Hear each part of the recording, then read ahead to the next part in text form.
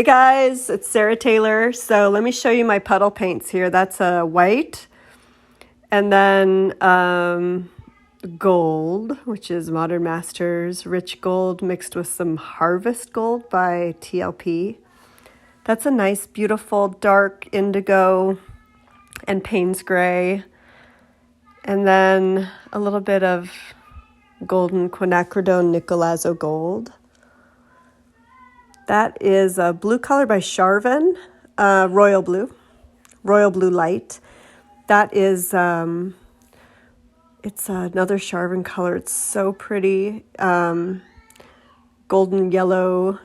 And then that's ColorArt sassafras. So, okay, and one more. That's like just a nice quinacridone magenta. Kind of soft. Not really soft. It's actually very bold. Okay, and then a little cloud over mix. That's DecoArt garnet.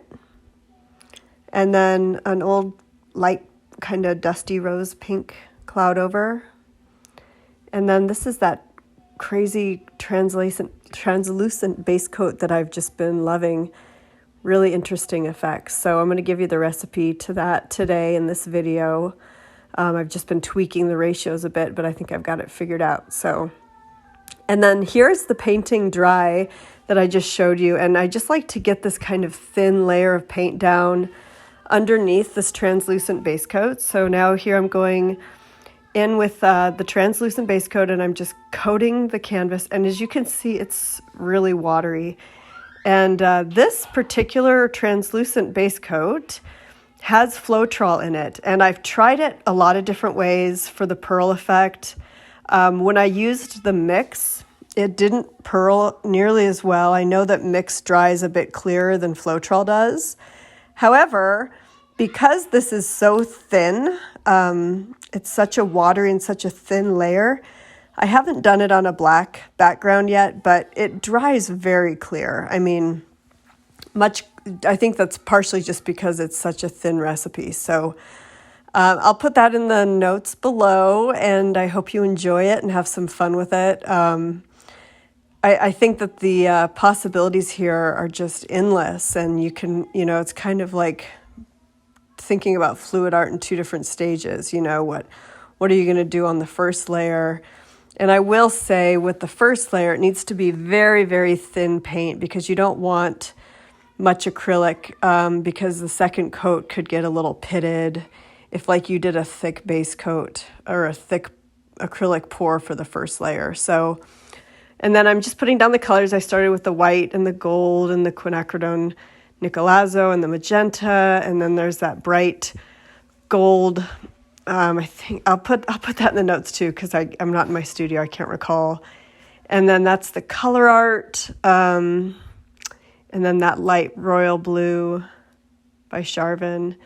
And then I just finished this with that really dark Payne's gray and indigo. So in other news, if you're watching this, that means the Fluid Art Experience starts tomorrow. So if you're attending, I'm excited to meet you. I'm so excited to see you in person and just spend some real time with some of these names are going to become faces, and I just can't tell you how happy I am about that. And I'm going to show you the pictures at the end. You're going to see that this painting is put into this really beautiful maple floating frame. And I want to tell you a little bit about that now. It's a friend of mine, a friend of a friend, and he's just an extraordinary and creative woodworker. So he is going to be building my frames for me, and we might actually end up selling them nationwide. So, and it's going to be a really cool design where it's kind of modular in a sense, where the shipping is going to be a lot less expensive than your typical frame because we're going to be able to put the 4 pieces into a tube, and then you will actually glue it together yourself.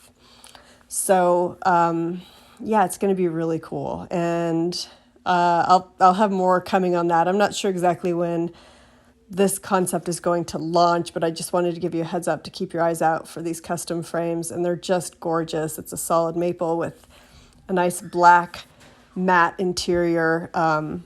But more details coming, and I hope you enjoy this painting. It's to complement one of the big diptychs I just did. It was one of the big abstract diptychs that I did recently, so going into the same space as those. And yeah, much love, you guys, and take really great care. As you know, there's so many ways to support me in my artwork, and I appreciate you being here. There's I did kind of revamp my Amazon shop, so if you wanted to kind of see what supplies that I like to buy from Amazon, there's a link in my link tree. But thank you, and it might be kind of quiet here for the next week, but I will see you soon. I hope you're enjoying your summer. Okay, take great care. Bye.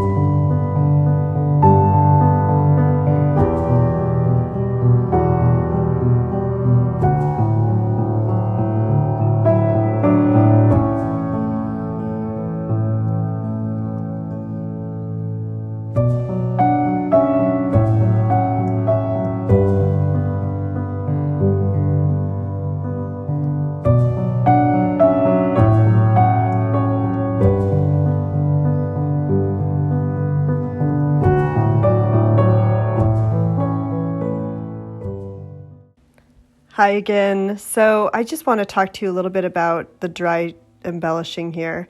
That big kind of white cloud area right down the center, I really didn't like how it was just this white that blocked next to the dark. And I know exactly why that happened. It was partially to do with how I tilted it.